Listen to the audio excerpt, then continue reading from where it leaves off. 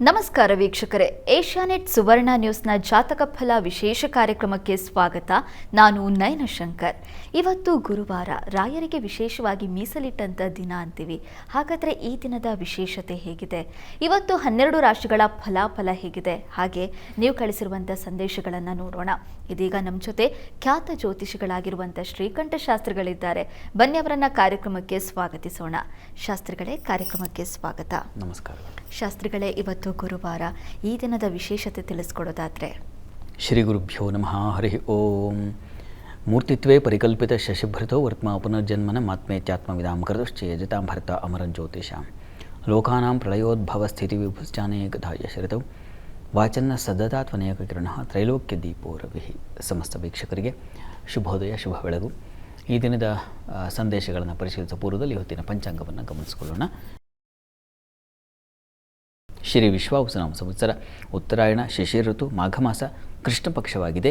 ಈ ದಿವಸ ಗುರುವಾರವಾಗಿರತಕ್ಕಂಥದ್ದು. ಚತುರ್ಥಿ ತಿಥಿ, ಉತ್ತರ ಫಲ್ಗುಣಿ ನಕ್ಷತ್ರ. ಈ ದಿವಸ ಸಂಕಷ್ಟಹರ ಚೌತಿ ಇದೆ. ತುಂಬ ವಿಶೇಷವಾದ ವ್ರತ ಅದು. ಪ್ರತಿ ಮಾಸದಲ್ಲೂ ನಮಗೆ ಸಿಗ್ತಕ್ಕಂಥ ಒಂದು ಉತ್ತಮ ವ್ರತ. ಅದನ್ನು ಸಹಜವಾಗಿ ಮಾಡ್ತಕ್ಕಂಥವ್ರು, ಆಚರಣೆ ಮಾಡ್ಕೊಂಡು ಬರ್ತಾ ಇರತಕ್ಕಂಥವ್ರು ಮಾಡಿ ತಪ್ಪದೆ. ಉಳಿದ ಹಾಗೆ ಈ ದಿವಸ ಶುಕ್ರನ ಪರಿವರ್ತನೆಯನ್ನು ಕಾಣ್ತೀವಿ. ಶುಕ್ರ ಕುಂಭರಾಶಿಯನ್ನು ಪ್ರವೇಶ ಮಾಡ್ತಾನೆ. ಕುಂಭರಾಶಿ ಶುಕ್ರನಿಗೆ ತುಂಬ ಉತ್ತಮ ಸ್ಥಾನ. ಕುಂಭವನ್ನು ದಾಟಿಬಿಟ್ರೆ ಅವನ ಉಚ್ಚ ಸ್ಥಾನ ಸಿಗುತ್ತೆ ಮೀನರಾಶಿ. ಹೀಗಾಗಿ ಕುಂಭರಾಶಿಯಲ್ಲಿ ಇರುವಾಗಲೇ, ಕುಂಭರಾಶಿಯಲ್ಲಿ ಸಂಚರಿಸುವಾಗಲೇ ಅವನಿಗೆ ಬಲ ಬಂದುಬಿಡುತ್ತೆ. ಯಾವುದೇ ಗ್ರಹಕ್ಕೆ ಅಷ್ಟೇ. ಉಚ್ಚಾಭಿಲಾಷಿ ಅಂತ ಕರೀತಾರೆ. ಉಚ್ಚ ಸ್ಥಾನಕ್ಕೆ ಹಿಂದಿನ ಮನೆ. ಉಚ್ಚಾಭಿಲಾಷಣ ಪ್ರೋಕ್ತ ಸರ್ವತ್ರ ಶುಭದಾಯಕ ಅಂತ ಮಾತು. ಹೀಗಾಗಿ ಆ ಕುಂಭರಾಶಿಯ ಶುಕ್ರನಿಂದ ಎಂಥ ಫಲ ಅಂತಂದರೆ ವಿಶಿಷ್ಟವಾದ ಫಲಗಳನ್ನೇ ಕಾಣ್ತೀವಿ. ಅತಿ ಸುಭಗ ಅಂತ ಹೇಳಿದೆ. ಮುಖ್ಯವಾಗಿ ಶುಕ್ರ ರಂಜನಾಗ್ರಹ. ನಮ್ಮ ಮನಸ್ಸನ್ನು, ದೇಹವನ್ನು ಆಹ್ಲಾದಗೊಳಿಸ್ತಕ್ಕಂಥವನು, ರಂಜನೆ ಮಾಡ್ತಕ್ಕಂಥವನು, ಕಾಂತಿಯನ್ನು ತುಂಬತಕ್ಕಂಥವನು. ಹೀಗಾಗಿ ಸುಭಗ ಅಂತಂದ ಅರ್ಥ ಏನಪ್ಪ ಅಂದರೆ ಶರೀರ ಒಳ್ಳೆ ಕಾಂತಿಯುತವಾಗಿ ಕಾಣುತ್ತೆ ಅಂತೆ. ಶುಕ್ರ ಸಂಚಾರ ಮಾಡ್ತಾಯಿದ್ರೆ ಕುಂಭರಾಶಿಯಲ್ಲಿ ಅಂಥವ್ರು ಏನಾದ್ರು ಈ ಸಂದರ್ಭದಲ್ಲಿ ಜನಿಸಿ ಹುಟ್ಟಿದ್ರೆ, ಅಥವಾ ಈ ಹಿಂದೆ ಯಾರೋ ಕುಂಭರಾಶಿಯಲ್ಲಿದ್ದಂತಹ ಶುಕ್ರ ಇದ್ದರೆ ನೋಡಿ, ಅವರು ಕಾಂತಿಯುಕ್ತವಾಗಿರ್ತಾರಂತೆ, ಚೆನ್ನಾಗಿ ಕಾಣ್ತಾ ಇರ್ತಾರೆ ಅಂತ ಹೇಳುತ್ತೆ. ಶರೀರವನ್ನು ಚೆನ್ನಾಗಿ ಇಟ್ಟುಕೊಂಡಿರ್ತಾರೆ ಅಂತ. ಶುಕ್ರ ಚೆನ್ನಾಗಿದ್ದರೆ ದೇಹ ಚೆನ್ನಾಗಿ ಜಿಮ್ ಮಾಡಿಕೊಂಡು ಮತ್ತೊಂದು ಮಗದೊಂದು ಚೆನ್ನಾಗಿ ಕಾಣಿಸ್ಬೇಕಪ್ಪ, ಅಟ್ರಾಕ್ಟಿವ್ ಅಂತೀವಲ್ಲ, ಆ ರೀತಿಯಲ್ಲಿ ಕಾಣಿಸ್ಬೇಕು ಅಂತ 20 ಸಲ ಕರ್ಣಿ ಮುಂದೆ ತಲೆ ಬಾಚಿಕೊಂಡಿದ್ದು, ಅಥವಾ ಇನ್ನೇನೋ ಅಲಂಕಾರ ಮಾಡ್ಕೊಂಡಿದ್ದು, ಒಳ್ಳೆ ಡ್ರೆಸ್ ಹಾಕ್ಕೊಂಡಿದ್ದನ್ನು ಡ್ರೆಸ್ ಹಾಕ್ಕೊಂಡ್ಮೇಲೆ 20 ಸಲ ಚೆಕ್ ಮಾಡ್ಕೊಳ್ಳೋದು ಸರಿ ಇದೆಯಾ. ಹೀಗೆ ಅಂದರೆ ಚೆನ್ನಾಗಿ ಕಾಣಬೇಕು ಅನ್ನೋದನ್ನು ಶುಕ್ರ ಪ್ರೇರಣೆ ಮಾಡ್ತಾನೆ. ಅಂಥ ಸ್ಥಳಕ್ಕೆ ಹೋಗ್ತಾ ಇದ್ದಾನೆ. ಈ ಮಕರದಲ್ಲೂ ಅದನ್ನೇ ಮಾಡ್ತಾನವನು. ಸ್ತ್ರೀ ವಿಜತಃ ಅಂತ ಇನ್ನೊಂದಿದೆ. ಹೆಣ್ಮಕ್ಕಳನ್ನು ಗೆಲ್ಲುವ ಶಕ್ತಿ ಬರುತ್ತಂತೆ. ಹೆಣ್ಮಕ್ಕಳ ಹೃದಯವನ್ನು ಅಪರಿಸುವಂತಹ ಶಕ್ತಿ ಆ ಶುಕ್ರ ತಂದು ಕೊಡ್ತಾನೆ ಅಂತ. ವಯಸ್ಸಾವರ್ಸ ಇದೆ. ಹೆಣ್ಮಕ್ಕಳಿಗೂ ಅಷ್ಟೇ. ಪುರುಷರನ್ನು, ಅವರ ಮನಸ್ಸನ್ನು ಕಂಗಾಲುಗೊಳಿಸುವ, ಅಂದರೆ ಕದಲಿಸುವ ಶಕ್ತಿ. ಆ ರೀತಿಯಲ್ಲಿ ಅಲಂಕಾರ ಮಾಡ್ಕೊಳ್ಳೋದು. ಮತ್ತೊಂದು, ಇನ್ನೊಬ್ಬರಿಗೆ ಚೆನ್ನಾಗಿ ಕಾಣಿಸ್ತಕ್ಕಂಥದ್ದು. ನಾನು ರಸ್ತೆಯಲ್ಲಿ ಹೋಗ್ತಾ ಇದ್ದರೆ ಎಲ್ಲರೂ ನನ್ನ ಕಡೆ ಒಂದು ಸಲ ಕಣ್ಣು ಹಾಯಿಸ್ಬೇಕಪ್ಪ, ಆ ಥರದ ಒಂದು ಮನೋಧರ್ಮ ಮೂಡಿಸ್ತಾನೆ ಶುಕ್ರ ಸಹಜ ಅಲ್ವಾ. ಅವನು ಪ್ರೇಮ ಕಾಮಗಳಿಗವನೇ ಆಧಾರನು, ಫಲ ಪುಷ್ಪ ಗಂಧಗಳ ಲವನಿರುವನು. ಪ್ರೇಮ ಕಾಮಗಳಿಗೆ ಆಧಾರಭೂತನಾಗಿರತಕ್ಕಂಥ ಜಗತ್ತು ನಡೀತಾ ಇರೋದೇ ಇವುಗಳಿಂದ. ಪ್ರೀತಿ ಇಲ್ಲದೆ ಇದ್ದರೆ, ಪ್ರೇಮ ಇಲ್ಲದೆ ಇದ್ದರೆ ಜಗತ್ತು ಓಡುತ್ತಾ? ವಿಶ್ವಾಸ ಇಟ್ಕೊಳ್ಳೋಕ್ಕಾಗತ್ತಾ ಇನ್ನೊಬ್ಬರಲ್ಲಿ? ಎಲ್ಲದಕ್ಕೆ ಪ್ರೀತಿ ದೊಡ್ಡದು. ಅದಕ್ಕೆ ಆಧಾರಭೂತನಾಗಿರತಕ್ಕಂಥವನು ಶುಕ್ರ ಗ್ರಹ. ಅವನಿಲ್ಲ ಅಂದರೆ ಜಗತ್ತು ಸ್ಮಶಾನವಾಗಿಬಿಡ್ತಾ ಇತ್ತು. ಬರೀ ಯುದ್ಧ ರಣಘೋಷಗಳೇ ಆಗ್ತಾಯಿದ್ರೆ ಪ್ರೀತಿ ಬೇಡವಾ ಯಾರಿಗೂ? ಅದು ಬೇಕಾಗುತ್ತೆ. ಎಲ್ಲ ನಮ್ಮ ಕುಟುಂಬದ ಪ್ರೀತಿಯಿಂದ ಹಿಡಿದು ಒಂದು ಹೆಣ್ಣು ಗಂಡಿನ ಒಲವು ಅಂತ ಅಷ್ಟೇ ಅರ್ಥ ಅಲ್ಲ, ಎಲ್ಲ ಬಗೆಯ ಪ್ರೀತಿ, ಪ್ರೇಮ. ನಾವು ಯಾರೋ ಒಬ್ಬರು ಮಹನೀಯರು ದೊಡ್ಡ ಪ್ರಶಸ್ತಿಯನ್ನು ಗೌರವಕ್ಕೆ ಪಾತ್ರ ಆದರೆ ಅವರಿಗೆ ಎಡೆಗೆ ನಾವು ತೋರಿಸ್ತಕ್ಕಂಥ ಗೌರವ, ಪ್ರೀತಿ, ಪ್ರೇಮ, ವಾತ್ಸಲ್ಯಗಳು ಉಂಟಾಗುತ್ತೆ. ಚಿಕ್ಕವರಾಗಿದ್ದರೆ ಅವ್ರ ಮೇಲಿನ ಪ್ರೀತಿ ಆ ರೀತಿಯಲ್ಲಿ ಒಂದು ರೀತಿಯಲ್ಲಿ ಹಲವು ಬಗೆಗಳಲ್ಲಿದೆ. ಎಲ್ಲದಕ್ಕೆ ಶುಕ್ರ ಮುಖ್ಯವಾಗಿ ದಾಂಪತ್ಯ ಅನುರಾಗ ಇವುಗಳನ್ನು ಅವನು ಉಂಟು ಮಾಡ್ತಕ್ಕಂಥವನಾಗಿದ್ದಾನೆ. ಚಂದ್ರ ತಾಯಿಯ ವಾತ್ಸಲ್ಯವನ್ನು ಪ್ರತಿನಿಧಿಸ್ತಕ್ಕಂಥವನಾದರೆ, ಶುಕ್ರ ಏನು ಹೆಣ್ಣು ಗಂಡಿನ ಒಲವಿನ ಪ್ರೇಮದ ಕಾಮನೆಗಳನ್ನು ಬಿತ್ತತಕ್ಕಂಥ ವೃಕ್ಷವಾಗಿದ್ದಾನೆ ಶುಕ್ರ. ಹೇಗೆ ಚಂದ್ರನಿಗೆ ಶುಕ್ರನಿಗೆ ಇರತಕ್ಕಂಥ ಎರಡು ಸ್ತ್ರೀ ಗ್ರಹಗಳೇ, ವ್ಯತ್ಯಾಸ ಬೇರೆ. ಚಂದ್ರ ವಾತ್ಸಲ್ಯ, ಮಾತ್ರ ವಾತ್ಸಲ್ಯವನ್ನು ತೋರಿಸಿದ್ರೆ ಇವನು ಪ್ರೇಮವನ್ನು ಪ್ರಕಟ ಮಾಡ್ತಕ್ಕಂಥವನಾಗಿದ್ದಾನೆ. ಹೀಗಾಗಿ ಶುಕ್ರನ ಕೃಪೆ ಯಾರಿಗೆ ಬೇಡ? ಜಗತ್ತು ಮುಂದುವರಿಬೇಕು, ಜಗತ್ತು ಬಾಳಬೇಕು ಅಂತಂದರೆ ಶುಕ್ರನ ಕೃಪೆ ಬೇಕಲ್ವ. ಅದಕ್ಕೆಲ್ಲ ಕಾರಣ ಅವನಿಗೆ ಶುಕ್ರನಿಗೆ ಬಲ ಬಂದಷ್ಟು ಅವುಗಳನ್ನು ಹೆಚ್ಚು ವೃದ್ಧಿ ಮಾಡ್ತಾನೆ ಅಂತ. ಹೋಳಿ ಹುಣ್ಣಿಮೆ ಬೇರೆ ಮುಂದೆ ಬರುವ ಕಾಲ ಬರ್ತಾ ಇದೆ, ಶುಕ್ರನಿಗೂ ಬಲ ಬರ್ತಾ ಇದೆ. ಅದು ತಾನೇ ಶುಕ್ರ ಮದನಕ್ಕೆ ಅವನು ಯಾವ ಬಿಲ್ಲನ್ನು ಇಟ್ಕೊಂಡಿದ್ದಾನಪ್ಪ ಮದನ ಅಂತಂದರೆ ಬಹುಶಃ ಶುಕ್ರ ಅನ್ನೋ ಬಿಲ್ಲನ್ನು ಇಟ್ಕೊಂಡಿದ್ದಾನೆ ಅಂತ ಹೇಳಬಹುದು. ಅವನು ಪುಷ್ಪಬಾಣಗಳಲ್ಲೆಲ್ಲ ಶುಕ್ರನೇ ತಾಂಡವ ಆಡ್ತಾ ಇದ್ದಾನೆ ಅಂತ ಹೇಳಬಹುದು ಕಾವ್ಯಾತ್ಮಕವಾಗಿ. ಆ ರೀತಿಯಲ್ಲಿ ಶುಕ್ರನ ಸಂಚಾರ ಒಂದೊಂದು ರಾಶಿಗೆ ಹೋದಾಗ ಒಂದೊಂದು ರೀತಿಯಲ್ಲಿ ಅವನು ಪ್ರಕಟಿಸ್ತಾನೆ ಶುಕ್ರ. ಕೆಲವೊಮ್ಮೆ ಶುಕ್ರ ನೀಚನಾಗಿದ್ದರೆ ಪಾಪ ಆ ಪ್ರೀತಿಯನ್ನೇ ಕಾಣದೇ ಹೋಗಿಬಿಡ್ತಾರೆ. ಅವರ ಹೃದಯದಲ್ಲಿ ಎಷ್ಟು ವಿಲಾಪ ಮಾಡಿದ್ರೂ ಏನು ಅಂಥದ್ದೊಂದು ಪ್ರೇಮಾಂಕುರವಾಗೋದಿಲ್ಲ. ಹಾಗಾಗುತ್ತೆ. ಅದು ಒಂದು ರೀತಿಯ ದುಃಖವೇ, ಅಂಥದಕ್ಕೂ ಕಾರಣ ಆಗಿಬಿಡ್ತಾನೆ. ಆದರೆ ಈಗ ಕಾಲ ಹಾಗಿಲ್ಲ, ಅವನು ಚೆನ್ನಾಗಿದ್ದಾನೆ, ಹೀಗಾಗಿ ಚೆನ್ನಾಗಾಗುತ್ತೆ. ಅಂದರೆ ಪ್ರೀತಿ ವಾತ್ಸಲ್ಯಗಳು ಮೊಳೆಯುತ್ತೆ, ಬೆಳೆಯುತ್ತೆ, ಉಳಿಯುತ್ತೆ ಕೂಡ. ಆದರೆ ಇನ್ನೊಂದು ಅಂಶವನ್ನು ಹೇಳಿದ್ದಾನೆ, ರಥಃ ಕುನ ಆರ್ಯಾಮ್ ಅಂತ. ಅದನ್ನು ಹೇಳಿಬಿಡ್ಬೇಕಲ್ವ. ಶಾಸ್ತ್ರ ಏನೇನೆಲ್ಲ ವರಾಹಮಿರು ತೋರಿಸ್ಕೊಟ್ಟಿದ್ದಾರೋ ಅದನ್ನೆಲ್ಲ ಹೇಳಿಬಿಡಬೇಕು. ಕೆಟ್ಟವರ ಸವಾಸದಲ್ಲಿ, ಕೆಟ್ಟ ಸ್ತ್ರೀ ಅಥವಾ ಕೆಟ್ಟ ಪುರುಷರ ಸವಾಸದಲ್ಲಿ ತೊಂದರೆಗೊಳಪಡುವ ಸಾಧ್ಯತೆಯನ್ನೂ ಶುಕ್ರ ಸಹಜ.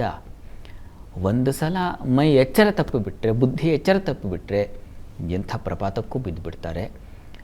ಹೀಗಾಗಿ ಆ ಎಚ್ಚರಿಕೆಯನ್ನು ಇಟ್ಕೋಬೇಕು ಅನ್ನೋದನ್ನು ವರಾಹಮಿಹಿರು ಒಂದೇ ಒಂದು ಪದದಲ್ಲಿ ಗುರುತಿಸಿದ್ದಾರೆ. ಅದನ್ನು ಮರೆಯುವ ಹಾಗಿಲ್ಲ. ಹೀಗೆ ಶುಕ್ರನ ಪ್ರಭಾವ ಈ ದಿವಸ ಚೆನ್ನಾಗಿದೆ. ಅವನಿಂದಾಗಿ ಹೆಚ್ಚಿನ ಸಂತೋಷ ಸಮಾಧಾನಗಳನ್ನು ಕಾಣ್ತಕ್ಕಂಥ ಸಾಧ್ಯತೆ ಹೆಚ್ಚಾಗಿದೆ. ಯಾವ್ಯಾವ ರಾಶಿಗಳಿಗೆ ಅನ್ನೋದನ್ನ ಆಮೇಲೆ ನೋಡೋಣ. ಅಂತೂ ಈ ಶುಕ್ರನ ಪರಿವರ್ತನೆ ಹಲವರ ಬದುಕಿಗೆ ಒಂದು ಆನಂದವನ್ನು ತಂದುಕೊಡುತ್ತೆ, ಸಂಶಯ ಇಲ್ಲ. ಶಾಸ್ತ್ರಿಗಳೇ, ಮಕರ ರಾಶಿಯಿಂದ ಶುಕ್ರ ಕುಂಭ ರಾಶಿಗೆ ಬರ್ತಾ ಇದ್ದಾನೆ. ಹಾಗಾಗಿ ಏನೆಲ್ಲ ಪರಿವರ್ತನೆ ಆಗುತ್ತೆ, ಅವನ ಮಿತ್ರಸ್ಥಾನ ಅದು, ಹಾಗಾಗಿ ಎಲ್ರಿಗೂ ಕೂಡ ಶುಭವಾಗುತ್ತೆ ಅನ್ನೋದನ್ನು ತಿಳಿಸ್ಕೊಟ್ಟಿದ್ದೀರಾ. ಈಗ ವೀಕ್ಷಕರು ಸಾಕಷ್ಟು ಸಂದೇಶ ಕಳಿಸಿದ್ದಾರೆ, ಅದನ್ನು ನೋಡ್ತಾ ಹೋಗೋಣ ಶಾಸ್ತ್ರಿಗಳೇ. ಮೊದಲನೇ ಸಂದೇಶವನ್ನು ಬೆಂಗಳೂರಿನಿಂದ ಕರಿಯಪ್ಪ ಅವರು ಕಳಿಸಿದ್ದಾರೆ. ಕರಿಯಪ್ಪ ಅವರ ಜನ್ಮ ದಿನಾಂಕ 27/4/1982. ಹುಟ್ಟಿದ ಸಮಯ ಸಂಜೆ 4 ಗಂಟೆ.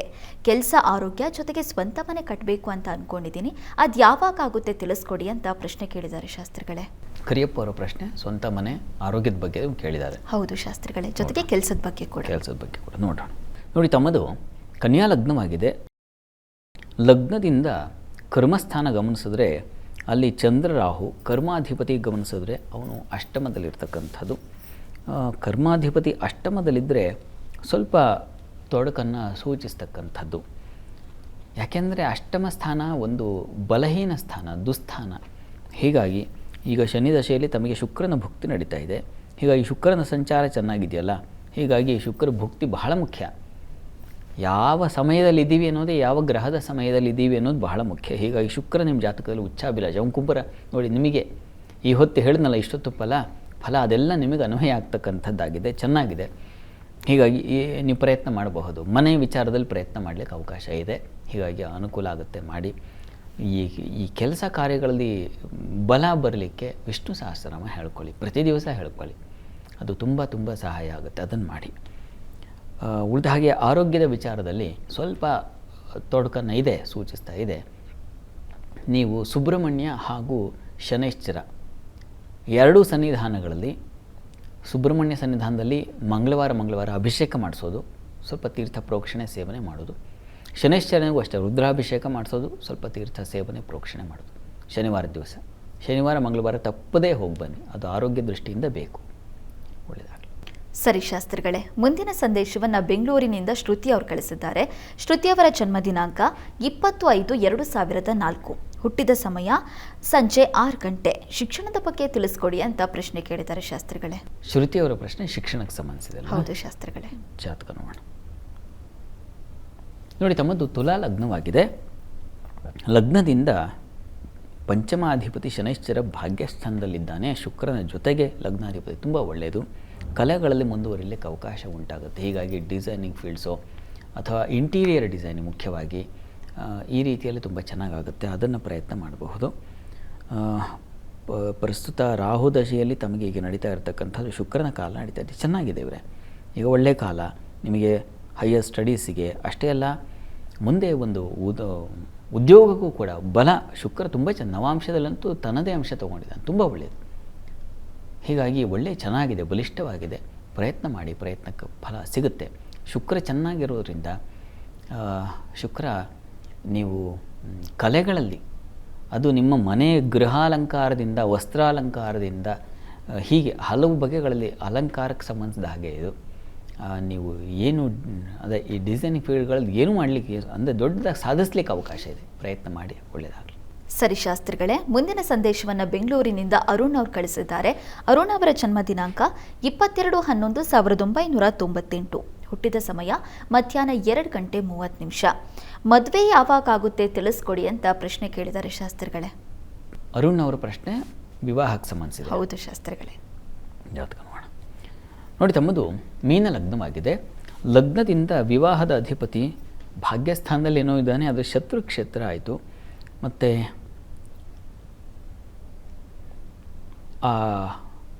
ಹೇಗಾಗಿದೆ ಅಂದರೆ, ವಿವಾಹದ ಅಧಿಪತಿ ಭಾಗ್ಯಸ್ಥಾನದಲ್ಲಿ, ಭಾಗ್ಯಾಧಿಪತಿ ವಿವಾಹ ಸ್ಥಾನದಲ್ಲಿರೋದು ಇದು ತುಂಬ ಒಳ್ಳೆಯ ಪರಿವರ್ತನೆ. ಆದರೆ ಶತ್ರುಗಳ ಪರಿವರ್ತನೆ ಆಗಿಬಿಡ್ತು. ಇದು ಬೇರೆ ಗ್ರಹಗಳು, ಶುಭ ಗ್ರಹಗಳು, ಶನಿ ಶುಕ್ರ ಬುಧ ಶುಕ್ರ ಹೀಗಾಗಿದ್ದರೆ ತುಂಬ ಚೆನ್ನಾಗಿರ್ತಾಯಿತ್ತು. ಆದರೆ ಇದು ಸ್ವಲ್ಪ ತೊಡಕು. ಹೀಗಾಗಿ ಕುಜ ಮತ್ತು ಬುಧ ಶತ್ರುಕ್ಷೇತ್ರ ದ್ವಿಕ್ಷೇತ್ರೇ ಅಲ್ಪಂ ಅಂತ ಹೇಳುತ್ತೆ. ಸಪ್ತಮಾಧಿಪತಿ ಶತ್ರು ಮನೆಯಲ್ಲಿದ್ದಾಗ ಬಲ ಕಡಿಮೆ ಇರುತ್ತೆ. ಈ ಕಾರಣದಿಂದಾಗಿ ಬುಧ ಕುಜ ಶಾಂತಿ ಮಾಡಿಸೋದು ತುಂಬ ಒಳ್ಳೆಯದು. ಅದರಿಂದ ಅನುಕೂಲ ಆಗುತ್ತೆ ನಿಮಗೆ. ವಿವಾಹ ಪ್ರಯತ್ನಕ್ಕೆ ಗ್ರಹಗಳ ಅನುಗ್ರಹ ಆದರೆ ದಾರಿ ಸುಲಭ ಆಗುತ್ತೆ. ಮಾಡಿಸಿ, ಒಳ್ಳೆಯದಾಗಲಿ. ಶುಕ್ರ ಮಕರ ರಾಶಿಯಿಂದ ಕುಂಭ ರಾಶಿಗೆ ಹೋಗ್ತಾ ಇದ್ದಾನೆ. ಹಾಗಾದರೆ ಅದು ದ್ವಾದಶ ರಾಶಿಗಳ ಮೇಲೆ ಯಾವ ರೀತಿ ಪರಿಣಾಮ ಬೀರುತ್ತೆ ನೋಡೋಣ. ಶಾಸ್ತ್ರಿಗಳೇ, ಮೊದಲಿಗೆ 6 ರಾಶಿಗಳ ಈ ದಿನದ ಫಲಾಫಲ ತಿಳಿಸ್ಕೊಡೋದಾದರೆ 12 ರಾಶಿಗಳ ಫಲಾಫಲ ತಿಳಿಯುವ ಮುನ್ನ ಈ ಹೊತ್ತಿನ ಗ್ರಹಸ್ಥಿತಿಯನ್ನು ಗಮನಿಸ್ಕೊಳ್ಳೋದಾದರೆ, ಮಿಥುನ ರಾಶಿಯಲ್ಲಿ ಗುರು ಇರ್ತಕ್ಕಂಥದ್ದು, ಸಿಂಹರಾಶಿಯಲ್ಲಿ ಕೇತುವಿನ ಸ್ಥಿತಿಯನ್ನು ಕಾಣ್ತಾ ಇದ್ದೀವಿ. ಚಂದ್ರ ಇರ್ತಕ್ಕಂಥದ್ದು ಕನ್ಯಾ ರಾಶಿಯಲ್ಲಿ. ಇನ್ನು ರವಿ ಶುಕ್ರ ಹಾಗೂ ರವಿ ಕುಜ ಮತ್ತು ಶುಕ್ರರನ್ನು ಕಾಣ್ತಾ ಇದ್ದೀವಿ. ಅದು ಮಕರ ರಾಶಿಯಲ್ಲಿ ಶುಕ್ರನ ಪರಿವರ್ತನೆ ಇದೆ ಈ ದಿವಸ. ಕುಂಭರಾಶಿಗೆ ಹೋಗ್ತಾನೆ. ಕುಂಭರಾಶಿಯಲ್ಲಿ ಈಗಾಗಲೇ ಬುಧ ರಾಹು ಶುಕ್ರ ಬಂದು ಸೇರ್ಪಡೆಯಾಗ್ತಾನೆ. ಆಮೇಲೆ ಇನ್ನು ಮೀನದಲ್ಲಿ ಶನಿ ಹಾಗೂ ಮಾಂದ್ಯರನ್ನು ಕಾಣ್ತಾ ಇದ್ವಿ. ಹೀಗಿರುವಾಗ ಈ 12 ರಾಶಿಗಳ ಫಲಾಫಲ ತಿಳಿತಾ ಹೋಗೋಣ. ಮೊದಲಿಗೆ ಮೇಷರಾಶಿಯವರಿಗೆ ನೋಡಿ, ನಿಮ್ಮ ರಾಶಿಯಿಂದ ಲಾಭಕ್ಕೆ ಧನಾಧಿಪತಿ ಬರ್ತಾ ಇದ್ದಾನೆ, ಸಪ್ತಮಾಧಿಪತಿ ವಿವಾಹದ ಅಧಿಪತಿ ಬರ್ತಾ ಇದ್ದಾನೆ. ಹೀಗಾಗಿ ಆ ವಿವಾಹದ ಅಧಿಪತಿ ಲಾಭಕ್ಕೆ ಬಂದಾಗ ವಿವಾಹ ಲಾಭ ಅಂತ. ಹೀಗಾಗಿ ಮನೆಯಲ್ಲಿ ಮಂಗಳ ಕಾರ್ಯಗಳಾಗ್ತಕ್ಕಂಥದ್ದಾಗಬಹುದು, ಧನ ಸಮೃದ್ಧಿ ಉಂಟಾಗಬಹುದು. ಹಾಲು ಹೈನು ಕ್ಷೇತ್ರದವರಿಗೆ, ವಸ್ತ್ರಾಭರಣ ವಸ್ತ್ರಾಲಂಕಾರ ಕ್ಷೇತ್ರದವರಿಗೆ, ಕಲಾವಿದರಿಗೆ, ಗೀತೆ ವಾದ್ಯ ನೃತ್ಯ ಇಂಥ ಕ್ಷೇತ್ರಗಳಲ್ಲಿ ಇರ್ತಕ್ಕಂಥವ್ರಿಗೆಲ್ಲ ಲಾಭದಾಯಕವಾಗಿದೆ. ಮಂಗಳ ಗ್ರಹ ಶುಕ್ರ ಅವನ ಲಾಭಸ್ಥಿತಿಗೆ ಬಂದರೆ ನಮಗೆಲ್ಲ ಮಂಗಳವೇ ಉಂಟಾಗುತ್ತೆ. ಆ ರೀತಿಯಲ್ಲಿ ಮೇಷರಾಶಿಯವರಿಗೆ ತುಂಬ ಚೆನ್ನಾಗಿದೆ. ಅಲ್ಲಿ ಈಗಾಗಲೇ ರಾಹು ಬುಧರು ಇದ್ದಾರೆ. ಸ್ವಲ್ಪ ಆರೋಗ್ಯದ ಕಡೆಗೂ ಗಮನ ಇರಲಿ. ಆದರೆ ಪ್ರಮಾದ ಏನೂ ಇಲ್ಲ, ಯೋಚನೆ ಮಾಡಬೇಡಿ. ವೃತ್ತಿಯಲ್ಲೂ ತುಂಬ ಚೆನ್ನಾಗಿದೆ. ಅಲ್ಲಿ ಕುಜ ಮತ್ತು ರವಿಯಲ್ಲಿರ್ತಕ್ಕಂಥ ದಿಗ್ಬಲ ಅಲ್ವಾ, ತುಂಬ ಚೆನ್ನಾಗಿದೆ. ಹೀಗಾಗಿ ಕೆಲಸ ಕಾರ್ಯಗಳಲ್ಲಿ ಶೌರ್ಯ, ಸಾಹಸ, ಅಧಿಕಾರ, ಪೊಲೀಸ್ ಡಿಪಾರ್ಟ್ಮೆಂಟಲ್ಲಿರೋರಿಗೆ ತುಂಬ ಚೆನ್ನಾಗಿದೆ. ದಾಂಪತ್ಯದಲ್ಲೂ ಅನ್ಯೋನ್ಯತೆ, ಸಾಮರಸ್ಯ, ಹೀಗೆ ಹಲವು ಶುಭ ಫಲಗಳಿದ್ದಾವೆ. ಆತಂಕ ಬೇಡ. ಪ್ರಾರ್ಥನೆಗೆ ದಿವಸ ಅಮ್ಮನವರ ಸನ್ನಿಧಾನಕ್ಕೆ ಸ್ವಲ್ಪ ಕ್ಷೀರ ಸಮರ್ಪಣೆ, ಹಾಲಿನ ಸಮರ್ಪಣೆ ಮಾಡಿ.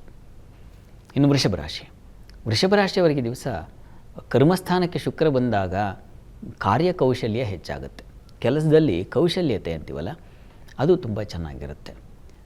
ಇನ್ನು ಈ ಹೂವಿನ ವ್ಯಾಪಾರಿಗಳಿಗೆ, ಹಣ್ಣಿನ ವ್ಯಾಪಾರಿಗಳಿಗೆ ತುಂಬ ಚೆನ್ನಾಗಿದೆ. ವಸ್ತ್ರ ಕ್ಷೇತ್ರಗಳಲ್ಲಿ ಕೆಲಸ ಮಾಡೋರಿಗೆ, ಬಟ್ಟೆ ವ್ಯಾಪಾರಿಗಳಿಗೆಲ್ಲ ತುಂಬ ಚೆನ್ನಾಗಿದೆ.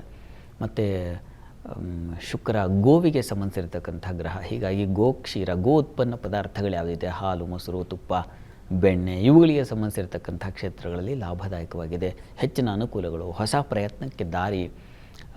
ಹೆಣ್ಣುಮಕ್ಕಳಿಗಂತೂ ತುಂಬ ಚೆನ್ನಾಗಿದೆ. ಕೆಲಸ ಕಾರ್ಯಗಳಲ್ಲಿ ಈ ಬೊಟಿಕ್ಕೋ ಮತ್ತೊಂದು ಇರುತ್ತಲ್ಲ ಡಿಸೈನಿಂಗ್ಗೆ ಸಂಬಂಧಿಸಿದ ಹಾಗೆ ಒಂದು ಅಲಂಕಾರ, ಒಂದು ಕಿವಿ ಸೆಟ್, ಓಲೆಯಿಂದ ಹಿಡಿದು ಆ ರೀತಿಯ ವ್ಯಾಪಾರಿಗಳಿಗೆಲ್ಲ ತುಂಬ ಚೆನ್ನಾಗಿದೆ. ಗಿಫ್ಟ್ ಸೆಂಟರ್ ಅವರಿಗೆ ತುಂಬ ಚೆನ್ನಾಗಿರ್ತದೆ. ಹೀಗೆ ಹಲವು ಬಗೆಗಳಲ್ಲಿ ಅನುಕೂಲ ಚೆನ್ನಾಗಿದೆ. ಈ ದಿವಸ ಪ್ರತಿಭಾಶಕ್ತಿ ಚೆನ್ನಾಗಿರುತ್ತೆ, ಬುದ್ಧಿ ಚುರುಕಾಗಿರ್ತದೆ. ಈ ದಿವಸ ಚಂದ್ರನ ಬಲವೂ ಇದೆ, ಹೀಗಾಗಿ ಮಕ್ಕಳಿಂದ ಅನುಕೂಲ, ಕೆಲಸಗಳಲ್ಲಿ ಸಹಕಾರ ಚೆನ್ನಾಗಿದೆ.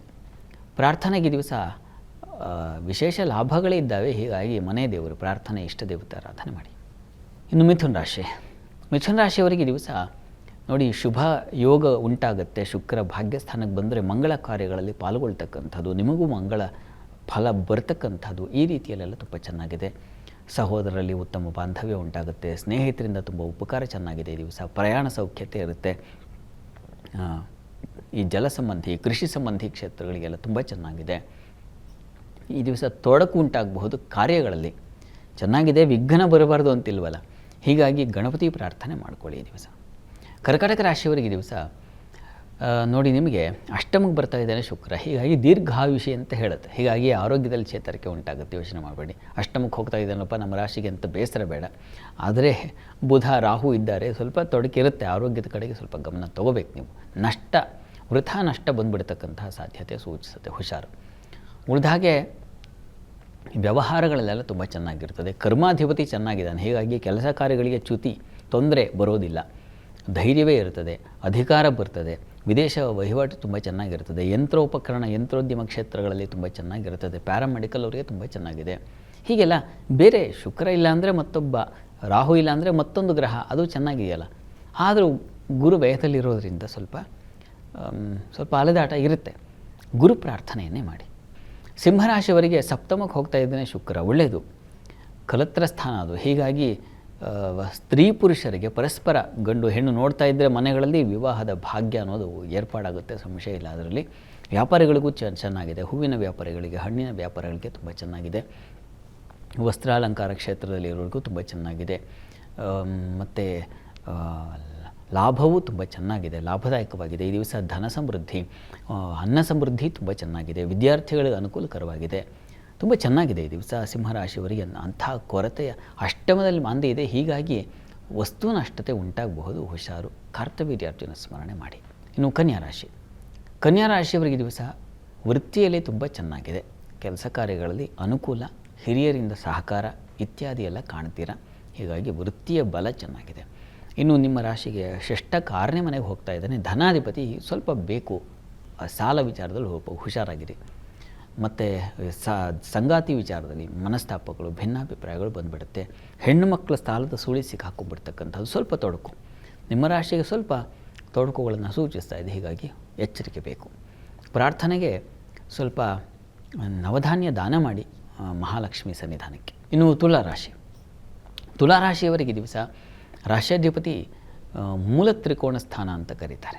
ತುಂಬ ಒಳ್ಳೆಯದು. ಪಂಚಮದಲ್ಲಿದ್ದಾಗ ಕಲಾ ಕ್ಷೇತ್ರಗಳಲ್ಲಿ ಬೆಳಗು ಬರುತ್ತೆ, ಅಂದರೆ ವಿಶೇಷ ಕೌಶಲ್ಯ ಬರುತ್ತದೆ. ಹಾಗಾಗಿ ಕಲಾವಿದರಿಗೆ ಅನುಕೂಲ. ಮಕ್ಕಳ ವಿಚಾರದಲ್ಲಿ ಹೆಚ್ಚಿನ ಸಹಕಾರ, ಅನುಕೂಲಗಳನ್ನು ಕಾಣ್ತೀರಾ ಈ ದಿವಸ. ಕರ್ಮಸ್ಥಾನದ ಅಧಿಪತಿ ವ್ಯಯದಲ್ಲಿರೋದ್ರಿಂದ ಕೆಲಸದ ನಿಮಿತ್ತವಾಗಿ ಸ್ವಲ್ಪ ಓಡಾಟ, ಪರಿಶ್ರಮ ಇರುತ್ತೆ ಈ ದಿವಸ. ವರ್ಕ್ ಪ್ರೆಷರ್ ಅಂತೀವಲ್ಲ, ಅದು ಜಾಸ್ತಿ ಆಗುತ್ತೆ. ಅದು ಹೆಣ್ಣು ಮಕ್ಕಳ ಮೇಲೆ ಸ್ವಲ್ಪ ಪ್ರೆಷರ್ ಜಾಸ್ತಿ ಆಗುವ ಸಾಧ್ಯತೆ.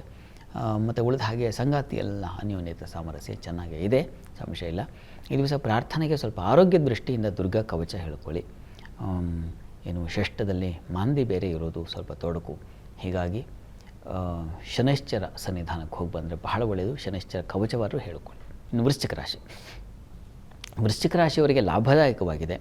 ಶುಕ್ರನ ಸಂಚಾರ ನಿಮ್ಮ ಪಾಲಿಗೆ ಹೊಸ ವಾಹನ ಖರೀದಿಗೆ, ಹೊಸ ಗೃಹ ಅಥವಾ ಮನೆಯೇ ಸ್ವಲ್ಪ ಪೇಂಟ್ ಮಾಡೋಣ ಅಥವಾ ಅಲಂಕರಿಸೋಣ, ವಾಹನ ಅಲಂಕಾರ ಮಾಡೋಣ, ಹೊಸ ಬಟ್ಟೆ ತೊಗೊಳ್ಳೋಣ, ಈ ರೀತಿಯ ಖರೀದಿ, ಅದರಿಂದ ಮನಸ್ಸಿಗೆ ಸಂತೋಷ, ಆ ರೀತಿಯ ಒಂದು ವಾತಾವರಣ. ಮತ್ತು ಸ್ನೇಹಿತರ ಜೊತೆ ಸಿಕ್ಬಿಟ್ರೆ ಫುಲ್ ಶಾಪಿಂಗ್ ಆ ರೀತಿಯಲ್ಲಿ ಇರ್ತದೆ. ಆ ರೀತಿಯಲ್ಲಿ ಒಂದು ಚೆನ್ನಾಗಿದೆ. ಮತ್ತು ವಿಹಾರ, ಎಲ್ಲೋ ದೂರ ಪ್ರಯಾಣ ಮಾಡ್ತಕ್ಕಂಥದ್ದು, ಸಂಚಾರ ಹೋಗ್ತಕ್ಕಂಥದ್ದು, ಆ ರೀತಿಯಲ್ಲಿ ಒಂದು ಒಳ್ಳೆಯ ಲಕ್ಷಣ. ಮತ್ತು ಕೃಷಿಕರಿಗೆ ತುಂಬ ಚೆನ್ನಾಗಿದೆ. ತೆಂಗು, ಅಡಿಕೆ ಇಂಥ ಕ್ಷೇತ್ರಗಳಲ್ಲಿ ಕೆಲಸ ಮಾಡೋರಿಗೆ ಲಾಭದಾಯಕವಾಗಿದೆ. ಚಂದ್ರನೂ ಲಾಭದಲ್ಲಿದ್ದಾನೆ, ತುಂಬ ಚೆನ್ನಾಗಿದೆ. ರಸ ವ್ಯಾಪಾರ, ದ್ರವ ವ್ಯಾಪಾರಿಗಳಿಗೆಲ್ಲ ತುಂಬ ಉನ್ನತವಾಗಿದೆ, ಚೆನ್ನಾಗಿದೆ.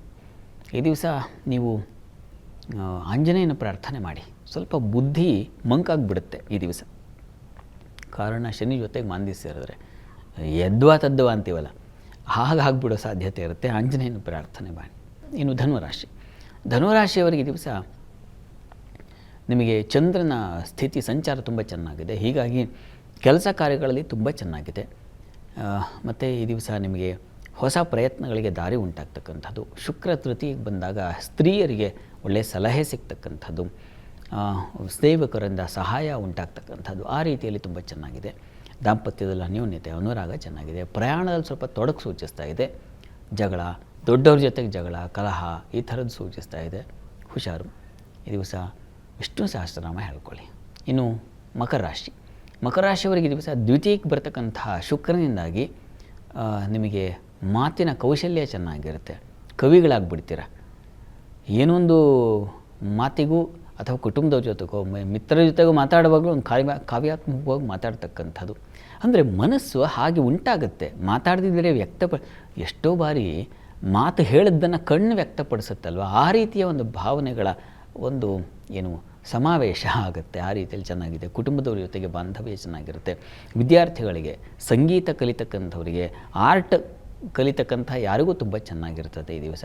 ಕೆಲಸ ಕಾರ್ಯಗಳಲ್ಲಿ ಅನುಕೂಲ ಇದೆ. ಧರ್ಮ ಕಾರ್ಯಗಳು, ಧರ್ಮಶ್ರದ್ಧೆ ಬರತಕ್ಕಂಥದ್ದು, ದಾಂಪತ್ಯದಲ್ಲೂ ಅನ್ಯೋನ್ಯತೆ ಬರತಕ್ಕಂಥದ್ದು, ಸಂಗಾತಿಯ ಜೊತೆಗೆ ಕ್ಷೇತ್ರ ದರ್ಶನ ಮಾಡ್ತಕ್ಕಂತಹ ಸಾಧ್ಯತೆ, ಇವುಗಳನ್ನೆಲ್ಲ ಸೂಚಿಸ್ತಾ ಇದೆ. ಇವರೇ ಚೆನ್ನಾಗಿದೆ. ಈ ದಿವಸ ಪ್ರಾರ್ಥನೆಗೆ, ಈ ದಿವಸ ನೀವು ಆಂಜನೇಯನ ಪ್ರಾರ್ಥನೆಯನ್ನೇ ಮಾಡಿ. ಸ್ವಲ್ಪ ಭಯದ ವಾತಾವರಣ ಇದೆ. ಇನ್ನು ಕುಂಭರಾಶಿ. ಕುಂಭರಾಶಿಯವರಿಗೆ ಭಾಗ್ಯಾಧಿಪತಿ ಜನ್ಮಕ್ಕೆ ಬರ್ತಾ ಇದ್ದಾನೆ ಶುಕ್ರ. ಹೀಗಾಗಿ ಸುಕೃತ ಬರುತ್ತೆ. ಇಷ್ಟು ದಿವಸ ಇದ್ದಂತಹ ಯಾವುದೋ ತೊಡಕು, ಸಂದಿಗ್ಧಗಳು ಇವುಗಳನ್ನು ಬಿಡಿಸಿಕೊಳ್ತಕ್ಕಂಥ ಒಂದು ದಾರಿ ಸಿಗ್ತಾ ಇದೆ ನಿಮಗೆ. ದೈವಾನುಕೂಲದಿಂದ ಹೆಚ್ಚಿನ ಉಪಯೋಗ ಬರ್ತಕ್ಕಂಥದ್ದು. ಮುಖ್ಯವಾಗಿ ಚತುರ್ಥಾಧಿಪತಿ. ಹೀಗಾಗಿ ವಾಹನ ಸೌಕರ್ಯ, ಮನೆ ಸೌಕರ್ಯ, ಮನೆ ಕಟ್ತಕ್ಕಂಥದ್ದು, ಮನೆಯನ್ನು ತಗೊಳ್ಳುವ ಆಲೋಚನೆ ಮೊಳಿತಕ್ಕಂಥದ್ದು, ಈ ರೀತಿಯಲ್ಲೆಲ್ಲ ತುಂಬ ಚೆನ್ನಾಗಿದೆ. ಇನ್ನು ಈ ದಿವಸ ಕುಟುಂಬದಲ್ಲಿ ಸ್ವಲ್ಪ ಅಲ್ಲಿ ಶನಿ ಜೊತೆಗೆ ಮಾಂದಿ ಇರೋದ್ರಿಂದ ಕುಟುಂಬದಲ್ಲಿ ಘರ್ಷಣೆಗಳು, ಮಾತು ಸ್ವಲ್ಪ ಒರಟಾಗೋದು, ಒರಟು ಮಾತಿನಿಂದ ಕುಟುಂಬದಲ್ಲಿ ಕಲಹಗಳು ಬರೋದು, ಹಣಕಾಸಿನ ವ್ಯತ್ಯಾಸ ಆಗುವ ಸಾಧ್ಯತೆ ಸೂಚಿಸ್ತಾ ಇದೆ. ಹುಷಾರು. ಈ ದಿವಸ ಒಂದು ಸ್ವಲ್ಪ ವೀಕ್ ಆಗಿದೆ. ನಾಳೆಯಿಂದ ಚೆನ್ನಾಗಿರುತ್ತೆ, ಆತಂಕ ಬೇಡ. ಪ್ರಾರ್ಥನೆಗೆ ಈ ದಿವಸ ನೀವು ಈಶ್ವರ ಸನ್ನಿಧಾನದಲ್ಲಿ ಒಂದು ಬಿಲ್ವಾರ್ಚನೆ ಮಾಡಿಸಿ. ಇನ್ನು ಮೀನರಾಶಿ. ಮೀನರಾಶಿಯವರಿಗೆ ನಿಮ್ಮ ರಾಶಿಗೆ ವ್ಯಯಕ್ಕೆ ಬರ್ತಾ ಇದ್ದಾನೆ ಶುಕ್ರ. ಹೀಗಾಗಿ ಈ ಅಲಂಕಾರಕ್ಕೋ ಅಥವಾ ಇನ್ಯಾವುದೋ ಬಟ್ಟೆಗೋ, ನಿಮ್ಮ ಹತ್ರ 1,00,000 ಬಟ್ಟೆ ಇದ್ದರೂ 1,00,000ದ 2ನೇ ಬಟ್ಟೆ ಅಥವಾ 1ನೇ ಬಟ್ಟೆ ತೊಗೊಳ್ಳೋಣ, 1,00,000ದ 2ನೇ ಬಟ್ಟೆ, 1,00,000ದ 3, ಈ ಥರದ ಆಲೋಚನೆಗಳು ಬಂದುಬಿಡುತ್ತೆ. ಇರೋದನ್ನೇ ಬಳಸಲ್ಲ, ಮತ್ತೆ ಅಪೇಕ್ಷೆ, ಆ ರೀತಿಯಲ್ಲಿ ನಷ್ಟ ಮಾಡ್ಕೋತೀರಾ. ಹುಷಾರು. ಮತ್ತು ಇದೆಲ್ಲದಕ್ಕೆ ಅನ್ವಯಿಸುತ್ತೆ. ಏನು ಎಲ್ಲ ಇರುತ್ತೆ, ಆದರೂ ಮತ್ತೊಂದು ಬೇಕು ಅಂತಕ್ಕಂಥ ಅಪೇಕ್ಷೆ ಉಂಟಾಗೋ ಸಾಧ್ಯತೆ ಜಾಸ್ತಿ ಮಾಡುತ್ತೆ. ಎಚ್ಚರ ಇರಲಿ. ಮತ್ತು ಆತ್ಮೀಯರು ತುಂಬ ಹಚ್ಕೊಂಡವರು ಸ್ವಲ್ಪ ದೂರ ಆಗಿಬಿಡ್ತಕ್ಕಂತಹ ಸಾಧ್ಯತೆ ಸೂಚಿಸ್ತಾ ಇದೆ. ಗಮನ ಇರಲಿ. ಈ ದಿವಸದ ಮಟ್ಟಿಗೆ ಸಂಗಾತಿಯಲ್ಲಿ ಒಂದು ಸಾಮರಸ್ಯ ಇರುತ್ತದೆ. ಮಕ್ಕಳು ಪ್ರೀತಿ, ಮಕ್ಕಳು ಮತ್ತು ಕುಟುಂಬದಲ್ಲಿ ಬಾಂಧವ್ಯ ಚೆನ್ನಾಗಿರುತ್ತೆ, ಸಂಶಯ ಇಲ್ಲ. ಈ ದಿವಸ ಸ್ವಲ್ಪ ತಲೆ ಮತ್ತು ಕಣ್ಣಿನ ಬಾಧೆ ಸೂಚಿಸ್ತಾ ಇದೆ. ಹೀಗಾಗಿ ಒಂದು ಶನೈಶ್ಚರ ಕವಚ ಹೇಳ್ಕೊಳ್ಳೋದು. ಎರಡನೇದು ಅಮ್ಮನವರ ಸನ್ನಿಧಾನಕ್ಕೆ, ಅದರಲ್ಲೂ ಮಹಾಲಕ್ಷ್ಮಿ ಸನ್ನಿಧಾನಕ್ಕೆ ಅವರೇ ಧಾನ್ಯ ದಾನ ಮಾಡೋದು ತುಂಬ ಒಳ್ಳೆಯದು. ಈ ದಿವಸ 12 ರಾಶಿಗಳವರು, ರಾಶಿ ಗೊತ್ತಿಲ್ಲ ಅಂತಕ್ಕಂಥವ್ರು ಹೇಳ್ಬಹುದಾದ ಮಂತ್ರ ಗಮನಿಸಿ. ಓಂ ಪದ್ಮಮುಖ್ಯೈ ನಮಃ. ಈ ಮಂತ್ರ ಹೇಳ್ಕೊಳ್ಳಿ, ಅನುಕೂಲ ಆಗುತ್ತೆ. ಶಾಸ್ತ್ರಿಗಳೇ, ಈ ದಿನದ ವಿಶೇಷತೆ, ದ್ವಾದಶ ರಾಶಿಗಳ ಫಲಾಫಲ ಹಾಗೆ ವೀಕ್ಷಕರ ಸಂದೇಶಗಳಿಗೆ ಪರಿಹಾರ ತಿಳಿಸ್ಕೊಟ್ಟಿದ್ದೀರಾ. ಧನ್ಯವಾದಗಳು ಶಾಸ್ತ್ರಿಗಳೇ. ಸರ್ವೇ ಜನಾಃ ಸುಖಿನೋ ಭವಂತು, ಸಮಸ್ತ ಸನ್ಮಂಗಳಾನಿ ಭವಂತು. ಎಲ್ಲರಿಗೂ ಶುಭವಾಗಲಿ. ವೀಕ್ಷಕರೇ, ಇದಾಗಿತ್ತು ಇವತ್ತಿನ ಜಾತಕ ಫಲ ವಿಶೇಷ ಕಾರ್ಯಕ್ರಮ. ನೇರ, ದಿಟ್ಟ, ನಿರಂತರ ಸುದ್ದಿಗಾಗಿ ನೋಡ್ತಾ ಇರಿ ಏಷ್ಯಾನೆಟ್ ಸುವರ್ಣ ನ್ಯೂಸ್.